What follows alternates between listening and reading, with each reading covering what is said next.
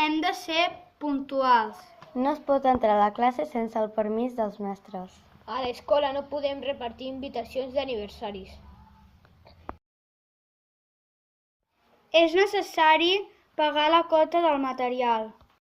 Cal pagar els diners per anar a les sortides. Aniran de colònies segon, quart i sisè. Els alumnes no poden prendre medicaments sense l'autorització del metge. A l'autorització del metge hi ha d'haver el nom del nen, el medicament i la dosis. A l'escola no podem portar joguines i mòbils. Els pares han de mirar sempre l'agenda per si hi ha alguna cosa important. El dimecres és el dia dels esmorzars saludables.